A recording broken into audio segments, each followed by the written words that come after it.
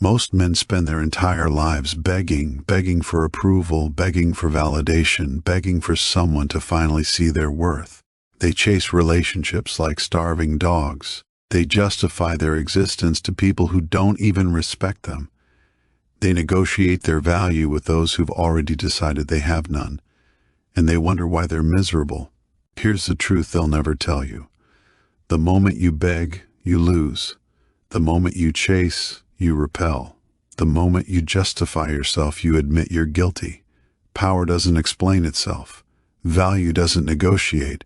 Respect isn't requested, it's commanded. Machiavelli understood something most people will never grasp. In this world, you're either the architect of your reality or you're someone else's building material. The powerful don't seek permission. They don't apologize for their ambitions. They build empires while others build excuses. Today, that changes for you. Drop a comment right now. I am the architect. Let's begin your transformation. Number 2, the problem. Why you're stuck. You're stuck because you've been programmed to be weak. Society has fed you lies wrapped in comfort. They told you to be nice, to be humble, to put others first. They said if you're just kind enough, patient enough, understanding enough, people will value you. That's the biggest scam ever sold. Look around. The nice guys finish last. The patient ones get used. The understanding ones become emotional dumping grounds. You've been conditioned to suppress your power, to shrink yourself, to apologize for taking up space. And what did it get you? Disrespect, manipulation, being overlooked while less qualified people walk past you into the life you deserve. Here's what nobody wants you to know. The world doesn't reward goodness. It rewards strength. People don't respect your kindness, they exploit it.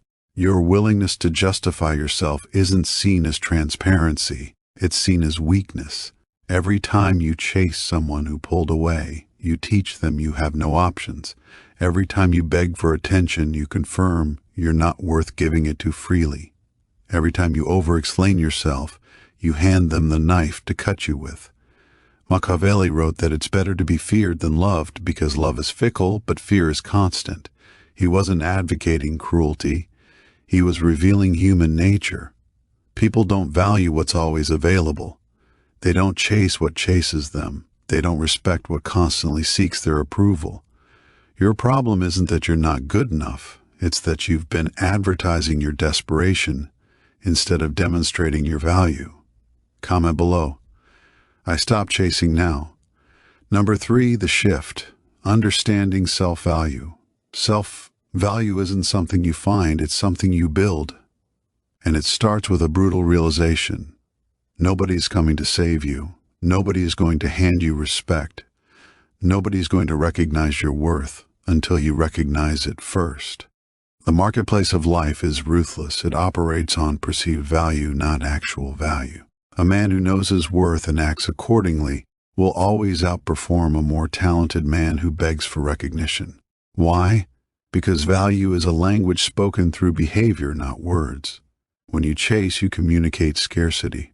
When you beg, you broadcast desperation. When you justify, you announce guilt. Your actions are writing checks your words can't cash. Here's the dark truth. People assess your value based on how you treat yourself, not how they should treat you. If you tolerate disrespect, you've set the price. If you accept breadcrumbs, you've communicated that's all you're worth. If you remain available to those who treat you as optional, you've agreed to the terms. Machiavelli understood that perception shapes reality. A prince who appeared weak was weak, regardless of his actual strength. A leader who seemed uncertain was overthrown even if he had the right answers. The same applies to you. Your self-value isn't about arrogance or delusion. It's about establishing boundaries that reflect your worth. It's about moving through the world as if you already have what you want, not as if you're desperately seeking it. It's about becoming so focused on your mission that other people's approval becomes background noise. The shift happens when you stop measuring your worth by external validation and start measuring it by internal standards. When you become the judge of your own value, you become unchallengeable. When you stop explaining yourself, you become mysterious. When you stop chasing, you become magnetic. Drop this in the comments. I am my own standard. Number 4, the weapon strategic withdrawal. Strategic withdrawal is the most underrated weapon in your arsenal while everyone else is desperately trying to force connections, prove themselves, and maintain relationships that drain them. You're going to do the opposite. You're going to disappear, not out of weakness, but out of calculated power. Machiavelli taught that a wise prince knows when to advance and when to retreat. The same applies to your life. When you remove your presence from people who take you for granted, something shifts. Suddenly, the person who ignored your texts is wondering why you stopped reaching out. The friend who only called when they needed something is confused why you're unavailable. The romantic interest who kept you on the back burner is noticing you're no longer warming the bench. This isn't about playing games. It's about respect. You're not withdrawing to manipulate. You're withdrawing to recalibrate. You're teaching people that access to you is a privilege, not a right. That your time has value. That your presence is a gift they took for granted. Here's the psychology. Humans want what they can't have. The moment something becomes scarce, its perceived value skyrockets. You've been too available, too eager, too present. You've flooded the market with yourself. Strategic withdrawal creates scarcity. It forces people to confront your absence. And in that absence, they finally recognize what they had. But here's the crucial part. You don't withdraw to win them back. You withdraw to win yourself back, to reclaim your time, energy, and power from people who don't deserve it. Some people will notice and adjust their behavior. Good. Others will let you go without a fight. Even better, they've just revealed they were never worth your investment. Withdrawal also gives you something priceless: clarity.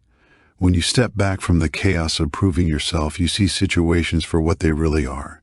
You see who actually values you versus who just uses you. You see which relationships are reciprocal and which are parasitic. You stop wasting energy on people who wouldn't cross the street for you. Dark psychology reveals that people don't miss you when you're there. They miss you when you're gone. Use that. Comment this phrase: my absence is my power. Number 5, the trap. Why justification destroys you. Every time you justify yourself, you hand your power to someone else. You're essentially saying, please approve of my choices. Please understand my reasons. Please validate that I'm not the villain you're making me out to be. And in that moment, you've already lost. Justification is a trap disguised as communication. You think you're being transparent, mature, or reasonable, but what you're actually doing is placing yourself on trial with someone who's already decided you're guilty. Here's what Machiavelli knew. Powerful people don't explain themselves to those beneath their station. A king doesn't justify his decisions to peasants. A general doesn't seek approval from soldiers before making strategic moves. Not because they're cruel, but because explanation dilutes authority. The moment you justify, you create a power dynamic where the other person becomes your judge. You've given them permission to evaluate whether your reasons are good enough, whether your actions are acceptable, whether you deserve forgiveness. And here's the twisted part. No explanation will ever satisfy someone who's determined to misunderstand you. You could present a perfect case, airtight logic, undeniable evidence, and they'll still find fault. Because the justification isn't about facts, it's about control. They want to watch you squirm. They want to see you desperate for their approval. They want confirmation that they matter more than your own judgment. Stop giving them that satisfaction. When you refuse to justify yourself, you send a clear message. I don't need your approval to exist. I don't require your permission to make my choices. I don't seek validation from people who question my character. This doesn't mean you're never accountable. If you genuinely wrong someone you respect, you apologize and make it right. But that's different from the endless cycle of defending your boundaries, explaining your standards, or justifying why you won't tolerate disrespect. Dark psychology teaches us that people respect what they can't control. The person who over-explains is controllable. The person who constantly seeks approval is manipulable. But the person who moves in silence makes decisions without needing consensus and refuses to participate in interrogations. That person is untouchable. Your silence in moments when others expect explanation is more powerful than any words you could say. It communicates confidence. It demonstrates self-assurance. It shows that your internal compass is stronger than their external pressure. You don't owe anyone a breakdown of your thought process. You don't owe anyone access to your reasoning, your life, your choices, your standards. They're not up for debate. Comment this now. I explain nothing to no one. Number 6, the foundation. Unshakable frame control. Frame control is the invisible battle happening in every interaction you have. Your frame is your reality, your perspective, your interpretation of what's happening. When you have strong frame control, you determine the meaning of situations. When you have weak frame control, others impose their interpretation onto you, and you accept it. Most people live their entire lives inside other people's frames. Their boss tells them they're not good enough, and they believe it. Their partner accuses them of being selfish, and they apologize. Their friends mock their ambitions, and they shrink those dreams to fit the group's mediocrity. They've surrendered the most valuable thing they possess, the power to define their own reality. Machiavelli operated from an unbreakable frame. When others called him ruthless, he didn't defend himself. He redefined ruthlessness as realism. When they criticized his methods, he didn't justify. He pointed to results. He understood that whoever controls the frame controls the outcome. Here's how weak frame shows up in your life. Someone disrespects you and you immediately wonder what you did wrong. Someone withdraws attention and you chase them asking what changed. Someone challenges your decision and you launch into a lengthy explanation. Someone tests your boundaries and you negotiate instead of enforce. Every single one of these responses hands them your power. You've accepted their frame that you're the problem, that you're inadequate, that you need to prove yourself, that your boundaries are negotiable. Strong frame control looks completely different. Someone disrespects you. You calmly remove yourself from their presence without explanation. Someone withdraws attention. You continue your life unaffected because your happiness isn't dependent on their validation. Someone challenges your decision. You acknowledge their opinion and proceed anyway. Someone tests your boundaries. You enforce consequences immediately, no warnings, no second chances. This is where dark psychology meets Machiavellian strategy. People unconsciously follow the strongest frame in the room. When you remain unshaken by their tactics, when you refuse to adopt their narrative, when you stay grounded in your own reality, they either adjust to your frame or they exit your life. Both outcomes serve you. Building unshakable frames starts with one principle. You are the authority in your life.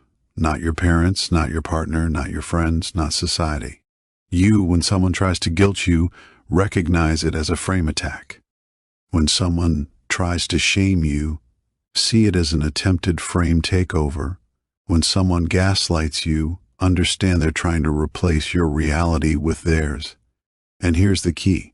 You don't argue with frame attacks. You don't defend against them. You simply don't accept the premise. If someone says, "You're being selfish," a weak frame responds with justification. "No, I'm not. Here's why." A strong frame responds with, "I prioritize my well-being." Yes, you've just reframed selfish as self-respect and refused to play their game. Machiavelli wrote that fortune favors the bold because boldness itself creates reality. When you operate from unshakable frame, you don't react to the world reacts to you. You become the gravitational center of your own universe. Drop in the comments, "My frame is unbreakable." Number 7, the liberation outcome independence. Outcome independence is the closest thing to superpowers you'll ever experience. It's the ability to engage with life, pursue what you want, and interact with people without being emotionally attached to the result. Most people are prisoners to outcomes. They need the job offer. They need the relationship to work. They need people to like them. They need validation from specific sources. And that desperation poisons everything they touch. You can smell neediness from a mile away, and so can everyone else. When you need something too badly, you repel it. When you're terrified of losing something, you've already started losing it. When you're desperate for a specific outcome, you make decisions from fear instead of power. Machiavelli observed that princes who appeared too eager for alliances were exploited by neighboring states. Those who seemed indifferent to whether alliances formed or not received the best terms. Why? Because people value what doesn't need them. They respect what they can't pressure. They pursue what seems content without them.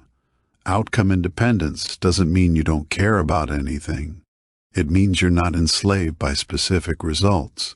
You want the promotion, but you don't need it to feel valuable. You desire the relationship, but you're complete without it. You prefer respect, but you'll walk away from anyone who withholds it. This mindset shift changes everything. In conversations, you stop monitoring whether people approve of what you're saying. You express your authentic thoughts without calculating their reaction. If they resonate, excellent. If they don't, irrelevant.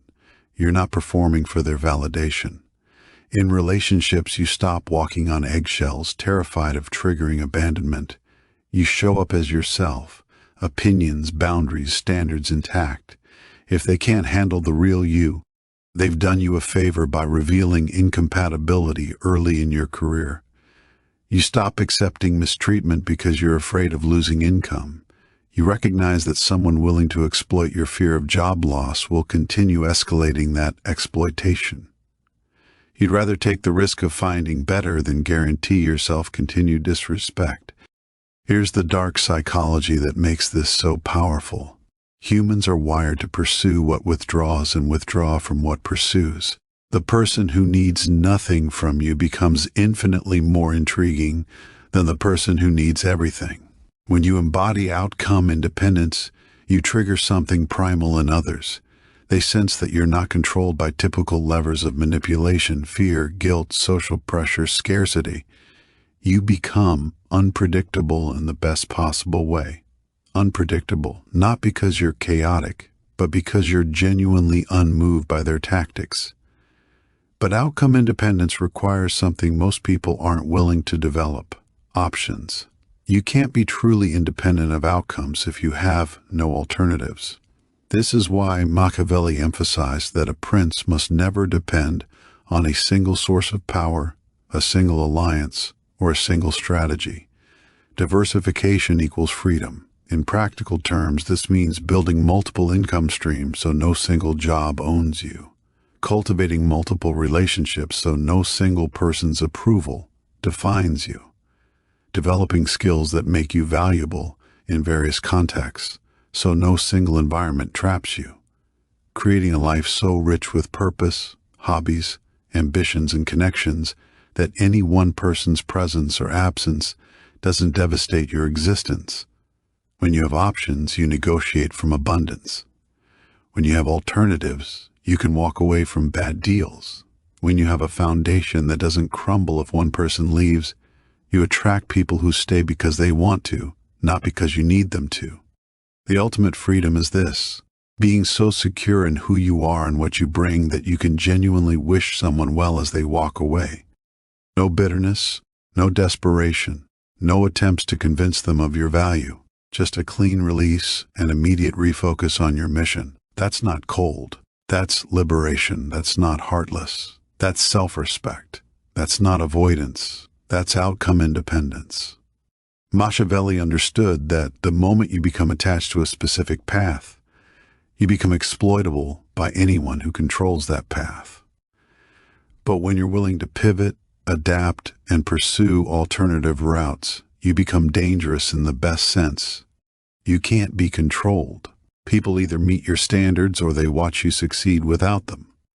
Comment this power phrase: I need nothing from anyone. Part 8 explores the art of calculated absence and strategic silence. Number 8, the mastery. Calculated absence and strategic silence. Silence is not emptiness. Absence is not weakness. These are precision tools that separate masters from amateurs in the game of power and influence. Most people are terrified of silence. They fill every gap in conversation with nervous chatter. They flood every moment of distance with desperate texts. They explain, elaborate, and overcommunicate because they believe more words equal more understanding. They're wrong. Machiavelli wrote extensively about the power of restraint. He observed that princes who spoke too much revealed too much. Those who were always available became predictable. Those who explained every decision appeared uncertain. The truly powerful moved in silence and let their actions speak. Their absence created speculation. Their silence created intrigue. Let's talk about calculated absence first. Every time you make yourself constantly available, you devalue your presence. Think about it. What do you cherish more? Something you can access any time or something rare and difficult to obtain? Your presence should be the same. When you're always the first to text, always available for plans, always willing to drop everything for someone you've communicated something critical, you have nothing more important than them. That might sound romantic, but it's actually repulsive to human psychology. People don't respect what has no other demands on its time. Calculated absence means you strategically remove your availability, not as punishment, not as manipulation, but as a natural consequence of having a life of substance. You're building a business, you're pursuing excellence, you're developing skills, you're spending time with people who reciprocate your energy, you're investing in your mental and physical health. You're chasing goals that matter more than any single person's attention. When someone reaches out and you're genuinely unavailable because you're engaged in something meaningful, that's calculated absence. You're not ignoring them to play games. You're prioritizing your mission over their convenience. And here's what happens. They adjust. Suddenly, they're more considerate of your time. They plan in advance instead of expecting immediate availability. They bring more value when they do have access to you because they recognize it's not guaranteed. You've trained them through absence that your presence is earned, not assumed. Now, let's discuss strategic silence. This is perhaps the most difficult skill to master because it goes against every instinct that tells you to defend, explain, and fill uncomfortable voids. Strategic silence is knowing when to say nothing. When someone insults you, sometimes the most devastating response is none. Your silence suggests their words don't even merit acknowledgement. When someone tries to provoke you into an argument, silence removes the fuel they need. They can't fight with someone who won't engage. When someone demands an explanation for your choices, silence reinforces that you don't answer to them. When someone spreads rumors about you, often the most powerful move is to say nothing and let your character speak through your actions. People who respond to every criticism, every accusation, every piece of gossip appear guilty even when innocent. Machiavelli understood that sometimes the most Machiavellian move is no move at all. Let your enemies exhaust themselves. Shadow boxing. Let gossips run out of material when you give them nothing new to work with. Let manipulators tire themselves out when their tactics bounce off your silence. Here's the dark psychology at work. Humans are deeply uncomfortable with ambiguity. When you refuse to explain yourself, their minds race trying to fill in the gaps. When you don't defend against accusations, they begin to question whether the accusations are even accurate. When you remain silent in the face of provocation, you appear either supremely confident or completely unbothered, both of which communicate power. Strategic silence also protects you from a crucial mistake, revealing your hand too early. Every time you explain your plans, you give people ammunition to discourage you. Every time you share your strategies, you allow others to undermine them. Every time you broadcast your next move, you invite interference. The most successful people move in silence. They build in private and reveal in public only when it's too late for others to stop them. They let results do the talking, while competitors are still talking about results they plan to achieve. But here's what most people get wrong. They confuse strategic silence with being a doormat. Strategic silence is not accepting disrespect quietly. It's not suffering in silence. It's not suppressing your truth out of fear. Strategic silence is a choice made from power, not fear. It's deciding that certain people, situations, and provocations don't deserve your energy. It's recognizing that sometimes your silence says more than your words ever could. When you master calculated absence and strategic silence, you become magnetic. People lean in to hear you because you don't waste words. People value your time because it's not freely given. People respect your boundaries because you don't negotiate them. You've become someone who operates on a different frequency than the masses, one of intention, restraint, and calculated power. Machiavelli would recognize you as someone who understands the true nature of influence. It's not about being the loudest voice in the room.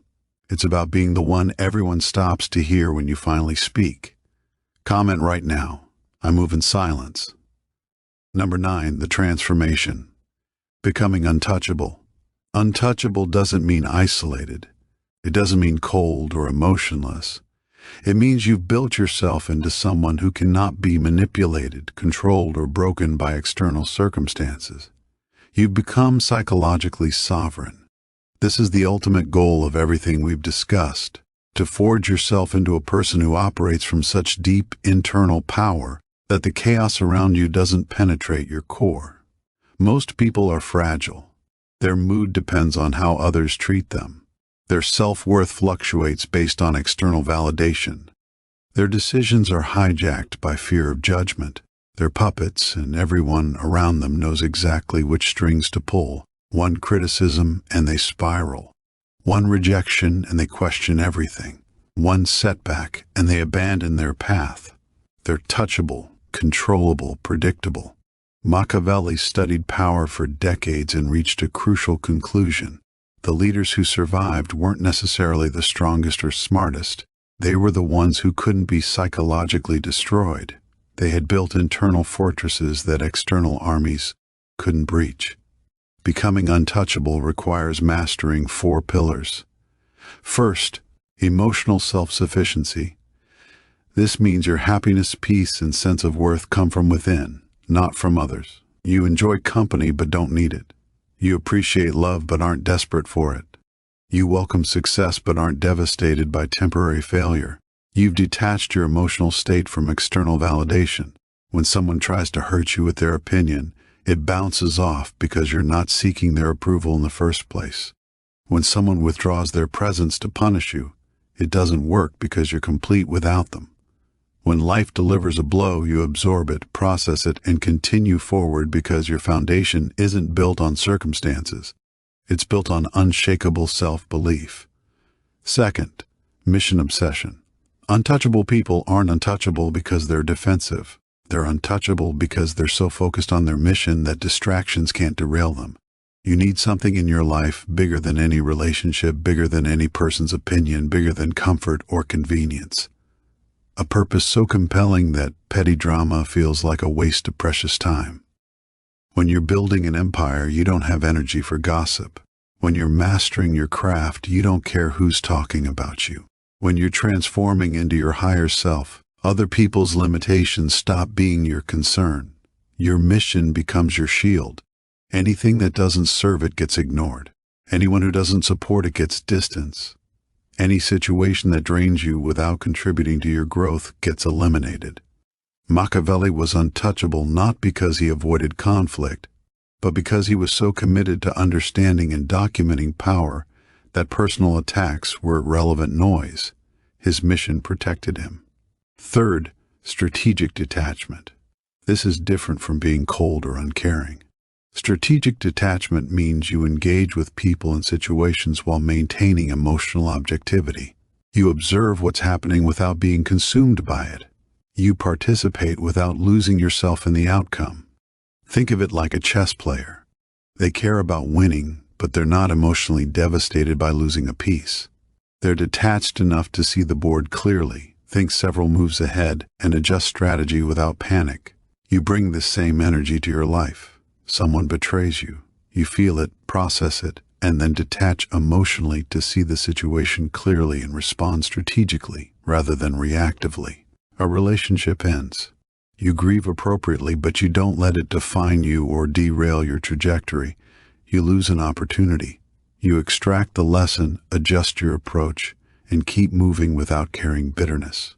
Strategic detachment allows you to experience life fully, without being destroyed by life's inevitable turbulence. You're in the game, but you're not controlled by the game. Fourth, consequence enforcement. Being untouchable requires that you actually follow through on your boundaries. You can't claim to be unbothered while tolerating disrespect. You can't say you're untouchable while accepting breadcrumbs from people who should be offering you the full meal. You can't pretend to be powerful while allowing manipulators continued access to your life. Enforcement is where most people fail. They set boundaries and then negotiate them. They threaten to walk away and then stay. They claim certain behaviors are unacceptable and then accept them repeatedly. Each time you fail to enforce consequences, you teach people that your words mean nothing. Each time you threaten without following through, you reveal you're bluffing. Each time you accept less than your stated standards, you lower those standards. Untouchable people say what they mean and mean what they say. If they tell you they'll leave, they leave. If they set a boundary, they enforce it. If they make a promise to themselves, they keep it. This consistency makes them predictable in one crucial way. People know they cannot be played. When you combine emotional self-sufficiency, mission obsession, strategic detachment, and consequence enforcement, you become someone operating at a level most people will never reach. You're not trying to prove anything. You're not seeking permission. You're not available for manipulation. You've transcended the petty power games that consume everyone else because you're playing an entirely different game. The long game of becoming your most powerful self. Machiavelli wrote that fortuna favors the bold. But I'll add this. Fortune bows to the untouchable. Drop this in the comments. I am untouchable. Number 10, the declaration. Your new reality. This is where everything changes. Right here, right now, you make a decision that will define the rest of your life. You decide that the old version of you, the one who begged, chased, and justified, dies today. That person no longer exists. You're not improving him. You're not fixing him. You're burying him and becoming someone entirely different. Someone who understands that power isn't taken. It's claimed. Someone who knows that respect isn't requested. It's commanded through consistent action. Someone who recognizes that value isn't proven. It's demonstrated through unwavering standards. From this moment forward, you operate differently. When someone disrespects you, you don't argue or explain. You simply remove access. When someone tries to manipulate you, you don't engage. You observe, note it, and act accordingly. When someone questions your worth, you don't defend it. You let your life speak for itself. You stop participating in your own devaluation. No more tolerance for half-hearted effort from people who want full access. No more accepting treatment you'd never give to others. No more shrinking yourself to make insecure people comfortable. No more negotiating with those who should be grateful you're even at the table. Machiavelli taught that men judge more by appearances than by reality. That all men have eyes, but few have perception. You're now part of the few. You see the game clearly. You understand the psychology, you recognize the patterns, and you refuse to play by rules designed to keep you powerless. Your new reality is built on these pillars. You move in silence. You enforce consequences without warning. You value your absence more than your presence. You explain nothing to anyone. Your frame is unbreakable. You need nothing from anyone. You are untouchable. This isn't arrogance. This is self-preservation. This isn't cruelty. This is boundary enforcement. This isn't coldness. This is strategic power. You're not becoming a villain. You're becoming someone who can no longer be victimized. The world will test you. People will challenge this new version of you. They'll try to guilt you back into your old patterns. They'll call you cold, selfish, or changed. Good. That means it's working. That means you're no longer controllable. That means you've successfully separated yourself from the 99% who will live and die without ever claiming their power. So, I'll ask you directly, are you ready to stop begging? Are you ready to stop chasing? Are you ready to stop justifying your existence to people who don't deserve explanations? Then decide right now, become the architect of your reality, or remain someone else's building material. The choice has always been yours. Comment one final time. I choose power. If this resonated with you, hit that like button. Subscribe to Machiavelli-inspired for more truth that sets you free. And turn on notifications, because what's coming next will complete your transformation. The weak fear what we teach here. The strong recognize it as truth. Which one are you?